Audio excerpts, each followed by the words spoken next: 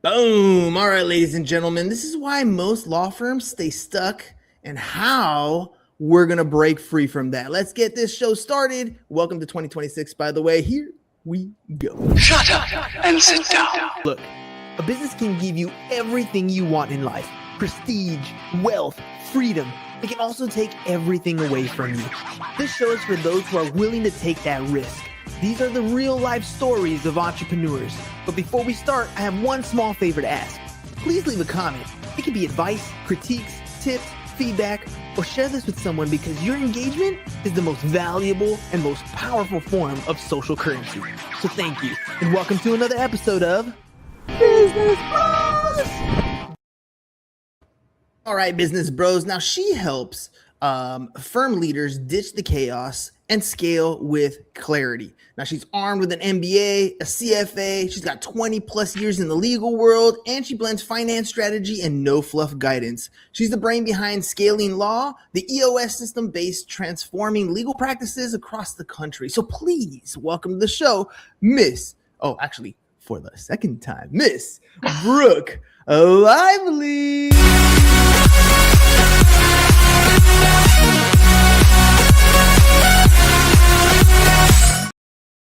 Why, Okay. Brooke, round two. That is awesome. I wish I could get that kind of welcome every time I go somewhere. You can. Now all you got to do is we'll take that little clip because we're going to send you the ability to clip this stuff. And now you just have it on replay. You put it on your phone, and at 5 a.m. when you got to wake up in the morning, that's what sounds off. I got this rave kind of thing going. That's right. That's how it works. All right, let's talk about raving now. You got something coming out here February 24th, a launch, something super incredible. What is it? It is my, I don't know, 6th, 7th, 8th, 9th book, something like that, called Scaling Law. And I am so excited about it. Now, it drops in February. And what makes this one different? Why are you so proud to get this one out? 2026, February 24th, Scaling Law. What is it all about? Well, let me tell you why I wrote it. It goes back to our fractional CFO company.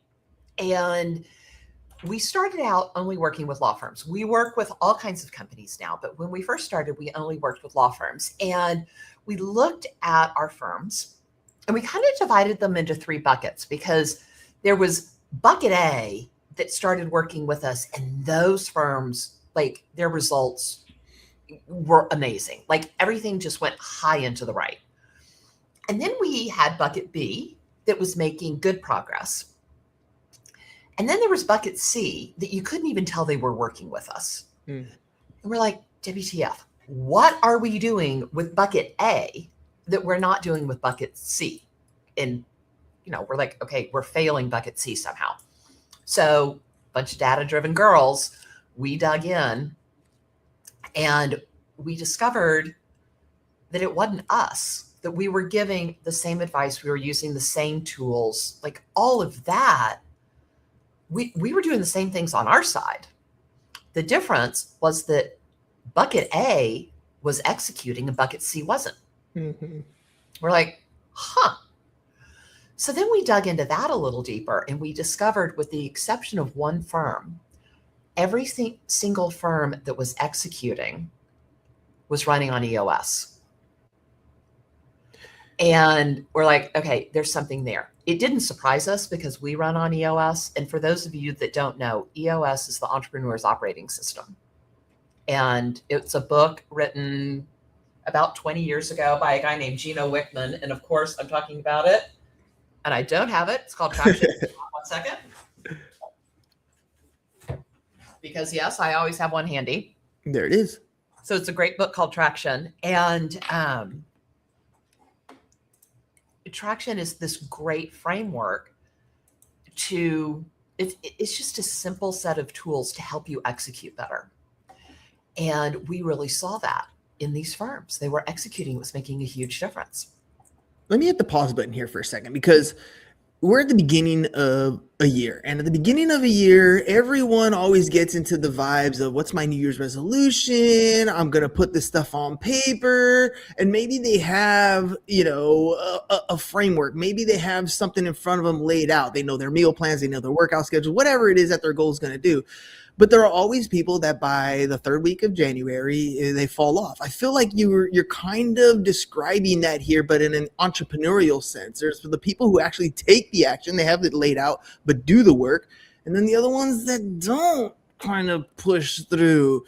Now, I've had a hard time encouraging people that don't take action to take action. That's the most difficult step. How do you get a business to move and execute when the execution button isn't as easy as one person? Yeah. Well, in some ways, it's easier with a team than it is with one person. And here's why. Let me tell you about a team I was working with that I just went to see in New York a couple of weeks ago. I gave them an assignment, read a book. They had to read this book, The 5 Dysfunctions of a Team. It's an awesome book. Yeah. Yeah. I mean, you know this book. So anyway, they had to read the book. The owner of the firm was like, I never do Brooke's assignments. He knows that. And I'm like, and her team's like, we're doing this. You're doing this. And she's like, wait, like, really? And they're like, we're doing this. So you're doing this. You have to do this. And peer pressure. They held her feet to the fire. And then the lead attorney in the firm comes Sunday. I was going to be there on like Wednesday or Tuesday. Sunday, he's like, oh shit, I haven't read the book. And everybody else is going to read the book and I'm not going to read the book. That's a problem. Mm-hmm. And so he went on Audible really fast, got the book, and listened to it while he was doing laundry. Because he's like, I'm not going to be the one that's not going to do it. But that's an effective way to do it. I've read a ton of books that way. You listen to them in 1.5 or 2x speed, and if you really want to comprehend, you get the Audible book where you can actually see the words and listen at the same time. I mean, You're obviously not going to get your laundry done that way, but you can definitely absorb a lot more of the book that way in a quick way. So what ended up happening? He finally goes to work. He's part of the book club now, so he's been motivated by his team to move forward. But yeah, that's the thing. The team held each other accountable. So when you're just one person and you're like, I've got this New Year's resolution and I'm going to do this and I'm going to go to the gym every day. You're like, yeah, I'm not going to the gym today. Mm-hmm. There's no consequence. When you're part of a team and you don't want to let the team down and you don't, and you know that everybody else is going to show up with their homework done. And everybody else is going to get their commitments done. And you don't want to be the one that that doesn't do it. There's a little extra pressure. There's that accountability. And that makes a difference. And that's why actually it can be easier to do it as a team than it can as an individual if you have the right people on the team. Fair enough. So what are the common mistakes that law firms end up making when they do try to scale? Maybe they're running solo. Maybe they're running a team, but operating like a solo, almost narcissistic way, where, it's my way or the highway, and maybe they don't have that team accountability. What do you see talking to a lot of these law firms where they make that mistake? They might be a good attorney individually, but they're trying to grow and scale. How does one do that? All right. Well, first of all, let's get rid of the narcissistic thing. So look, these people go to law school, and law school teaches you all about risk management. It teaches you about control. It teaches you not to make a decision until you know all the possible outcomes. I mean, never ask a question in court if you don't already know the answer. Mm-hmm. So you have to realize that what they learn in law school really hamstrings them when it comes to running a business. Sure does. So there's a lot that has to be overcome. And I really want to speak up in defense of lawyers about this, because a huge number of them go to law school. They get trained in all of these things that make it hard to own a business. And then they go out and they own businesses and they struggle. And yeah, they struggle. They have 3 years of it being pounded into their head. Yeah. Not to make fast decisions, not to make decisions without 100% of the information, not to cede control to other people. So when you say, let's build a law firm, let's scale it, they have to make fast decisions. They have to make decisions without 100% of the information. And they have to trust other people to do their jobs. And those are all really hard things to do. So the great thing about EOS is it puts some structure around all of those things that can be really scary for an attorney. It puts process in place so that you can hand off work to people, know that it'll get done the right way every time, so that your law license, you're not worried about your law license being on the line. You know, it's funny because I never thought of it that way, the way you described it, but you're absolutely right. The attorneys do get trained in that compliance setting and that mitigating of risk. And to run a business, it's almost like you have to have that opposite mindset. You have to take those risks. You don't know what all the outcomes are going to be. You wish you did, but you didn't. You just don't. And do you feel like entrepreneurs end up staying in that paralysis of analysis for the most part? Because we always hear about those big names. You see the big names in almost every city. They're the ones on the bus stops or the ones on every single bus and transportation. Those are the really successful firms that take off.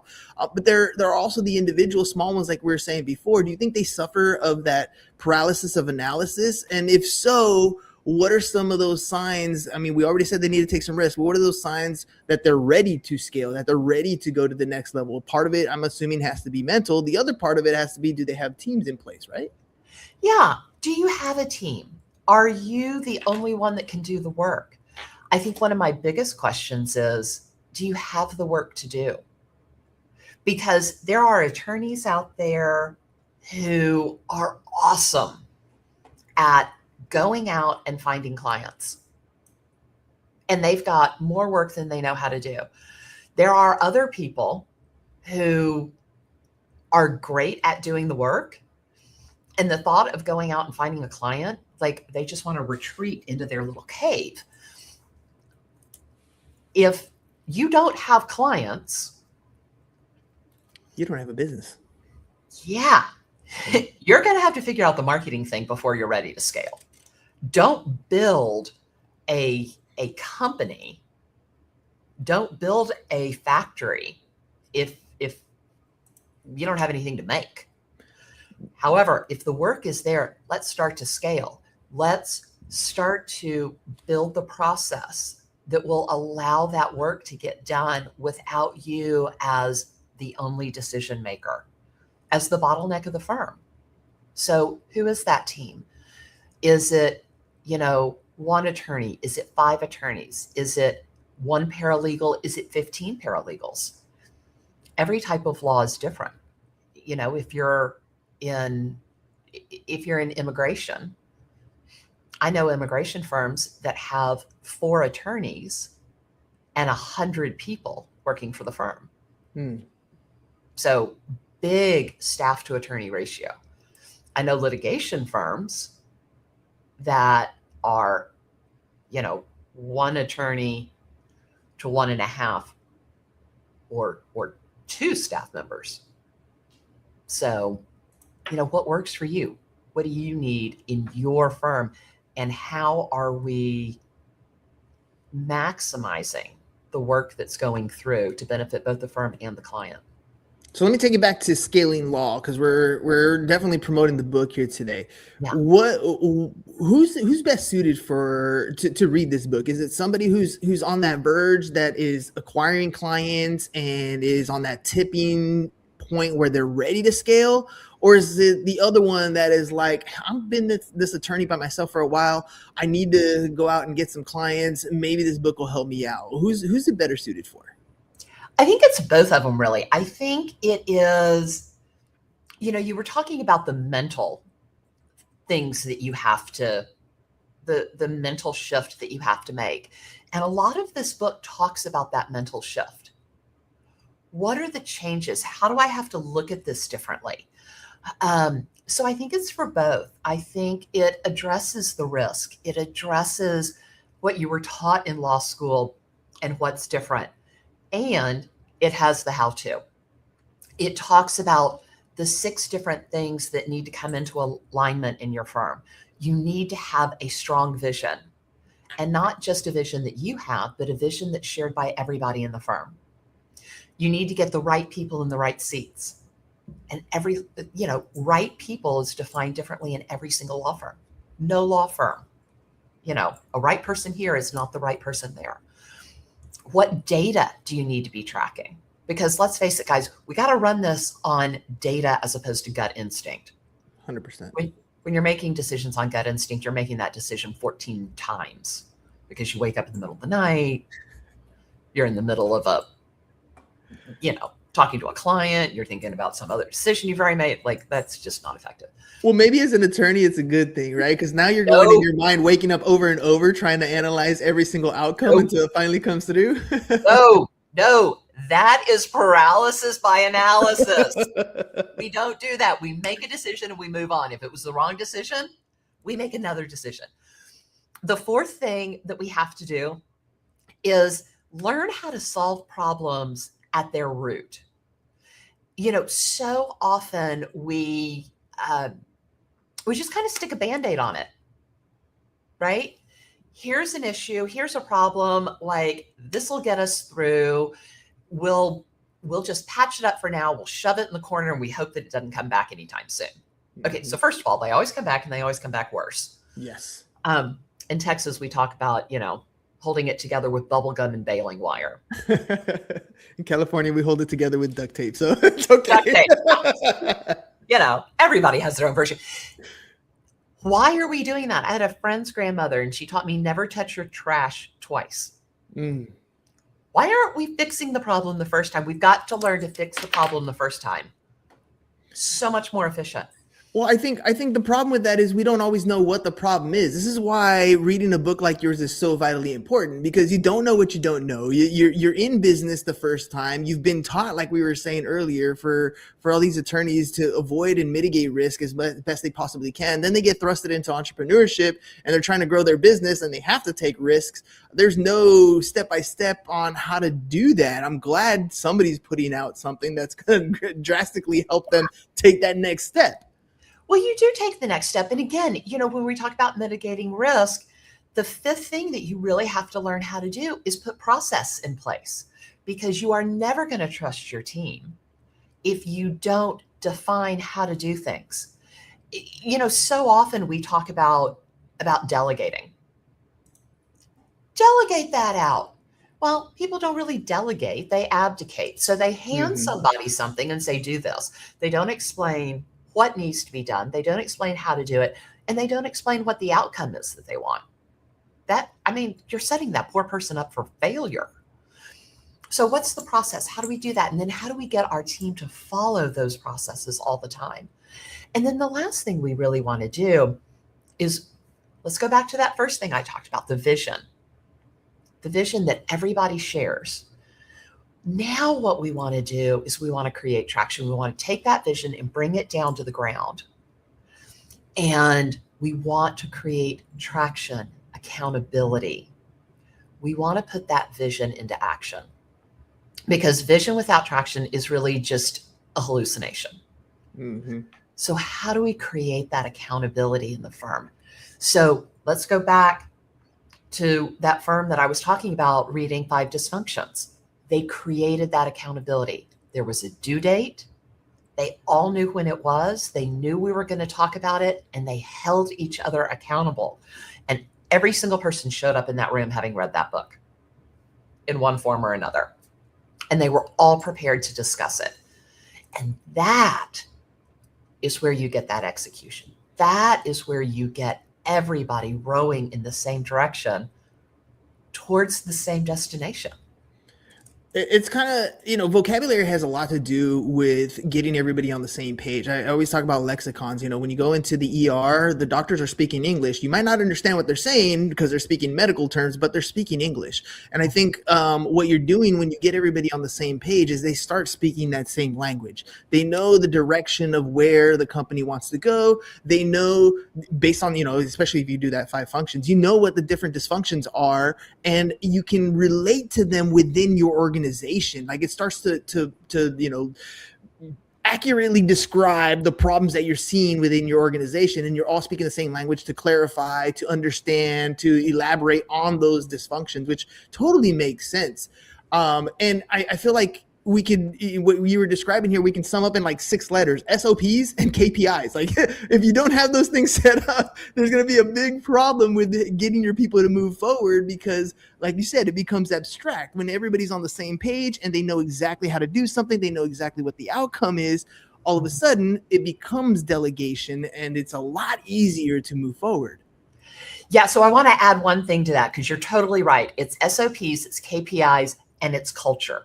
Yes. And you were talking about culture because you were talking about using the same language. So it's having those right people in the right seats. It's talking the same talk. It's, that kind of shorthand. Doctors use doctor language.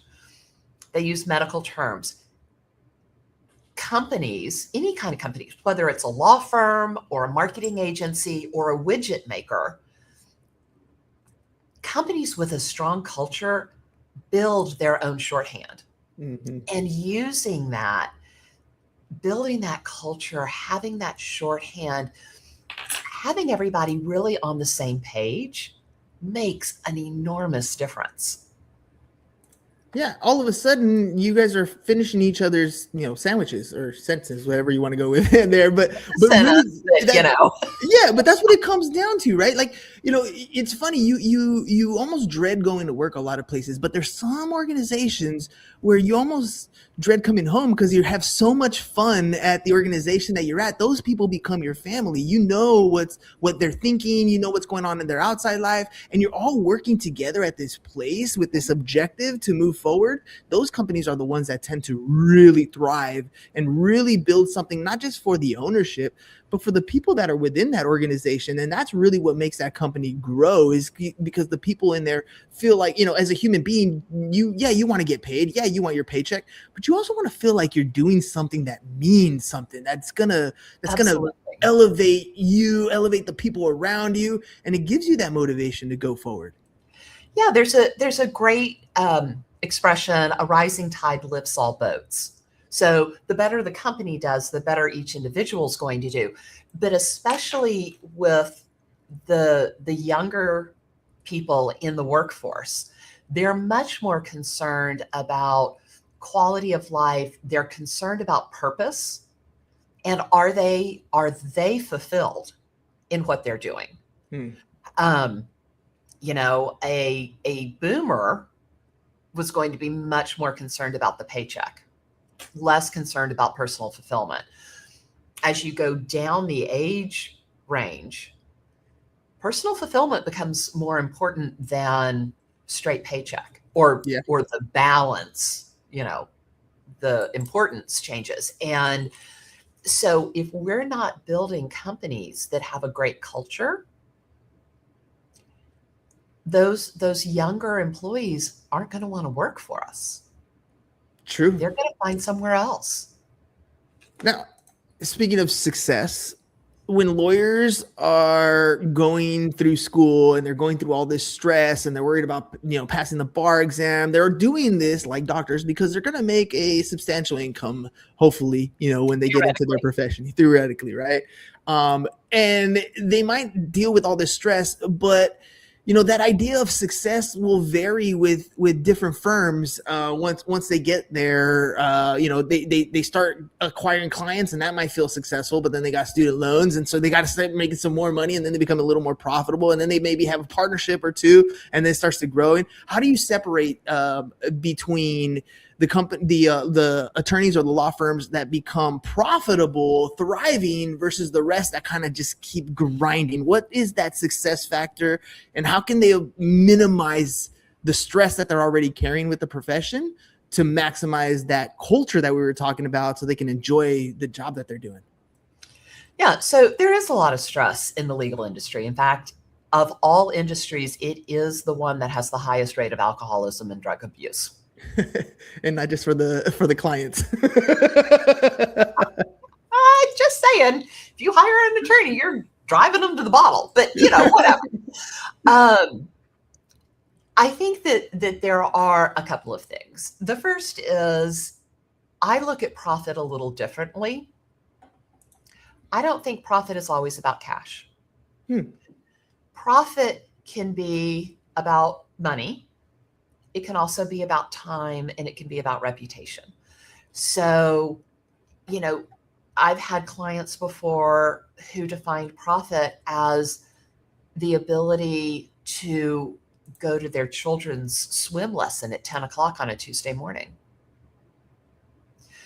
I have a client in Buffalo that is doing EOS. He has always had a lot of time with his family. He coaches his girls' ice hockey teams. He is absolutely amazing. But one of the things that he did was he used to be on the ice with his phone, checking email the whole time. On the ice while he's coaching. Present but not present. Present but not present. With EOS, he's able to leave that phone like in the locker room. So he doesn't bring it on the ice anymore. That's reputational profit. Like, his children know that he is truly present with them. He is 100% there. He's not just giving them time. He's giving 100% of himself. So his profit has gone up immeasurably there. So what kind of profit do you want? So let's start with defining profit. Yeah, it's funny when you really think about it. You acquire, or you go into business trying to acquire, as much income as you possibly can. But at the end of the day, what's it for? I've talked to a lot of different people who have made a lot of money in business, and some of them are like, I live a pretty modest life. I live in a house. I do this. I got to a certain income level, and then after that, it was just, I guess it's like Forrest Gump. Forrest Gump has one of my favorite lines. There's only so much money a man needs. After that, it's just for showing off, or at least that's what Mama said. So, but I agree with you 100%. Money really, aside from toys and fun stuff like that, the only thing you can really buy you is time. And that time is allows you to do whatever it is that you want to do. And I as my kids are now older teenagers, and they're getting their driver's license and they're off doing their thing, you look back and you're like, man, I was so glad I was there for all the soccer games and all the practices, and I was able to see all the plays and go to all the school functions. And you're absolutely right. There's a dollar amount success, but then there's that life value of success. And if you're not creating memories with the money, then what do you have it for? Right. So let's just start there. Like, let's define profit for you. And, there is a place where maybe you don't take as much home and you give more to your team because you want them to have that same kind of time profit and reputational profit with their friends, with their family. And now I forgot what the first part of the question was. Where were we? What were we doing? We're getting close to wrap up, so I want to make sure we get your information out. Well, because we've talked a lot about the different aspects of business. I mean, what it takes to be an attorney first and foremost, the stress level that it takes. We talked about the stress on trying to grow a business if you don't have the right mindset. We talked about SOPs, KPIs, and company culture to try to level this all up. And unfortunately, this is only like a 30-minute podcast. But if I wanted more information on how I could actually scale my business, if I'm in law and I want to get this to that next level, how can we do that? I wish somebody had written a book or is releasing a book here soon Yeah, there might be a book. It might be called Scaling Law. And yeah, so the book comes out February 24th. Our website will launch about the same time, scalinglaw.com. And that's a great place to go find out more about us and what we do and how we help law firms become more profitable. In the meantime, if you want to find me, my email is brooke@cathcap.com. You can also find me on social media. And real quick, Brooke, before we head out, because, we talked a lot about, what it takes to be an attorney. We talked a lot about the scaling aspect of it, and we do got the book launch, but you do have CathCap. Can you tell me a little bit about that real quick and why, the book kind of leads into really the services that you offer there? Yeah, so CathCap helps companies grow and scale profitably. And we do this by serving as a fractional CFO. So if you think about it, the vast majority of the US economy, something like 80% of the US economy, runs on small businesses. And small businesses don't have access generally to the $250,000 a year CFOs, the ones that have the strategy to help them grow and scale. And so what we do is we let people access those CFOs, that the strategy, that really high level thinking for a fraction of the price. Ladies and gentlemen, look, it comes down to this. You're in business and you're trying to grow your company. And there are different levels to this. The person that you are when you first get started, from probably like zero to 200, 250,000, that's one type of individual. And then to get to that next level, over 250 to maybe $1 million, 2 million, that's a different type of individual. And that's a different type of company altogether. And then to go from that 1 million marker to that 10 million marker, that's a whole different ballgame. And each of them has a different level that you need to understand, a different dynamic, a different group, a different type of way that you operate your business. And I know it might seem like a lot, but if you guys can head over to scalinglaw.com, especially if you're in the law space, there's nice step-by-step books to help you get your company from where you are today to where you actually want it to be, that big company with that company culture that we talked about. And Brooke and her team are helping you guys get there. At the end of the day, you don't know what you don't know, and your company is growing, but you're gonna need help. You can't do it alone. You can have a lifestyle business alone. But if you want to grow a big company, you need to have a team in place to make sure you are doing the right things, so that maybe when there's a book you should read, your team can hold you accountable to read it. So, Brooke, thank you very much for being on the program. Any final thoughts before we head out today? I just want to add something to what you just said. What got you here won't get you there. 100%. You got to keep growing. 100%. Brooke, thank you very much for being on the program today. Ladies and gentlemen, one more time, scalinglaw.com is the website. Book launches on February 24th. So I don't know when you're listening to this, but Happy New Year. Welcome to 2026. And come February, it's time for your law company to start scaling. Go to scalinglaw.com, pick up the book. Brooke, thank you very much for being on the program. Ladies and gentlemen, we'll catch you guys on the next one. Peace. And we're out. It's over. Go home. Is your business in need of marketing? Try starting a podcast. But not just any podcast. Podcast like a pro. We can show you how to take your business from being invisible to becoming a brand people trust.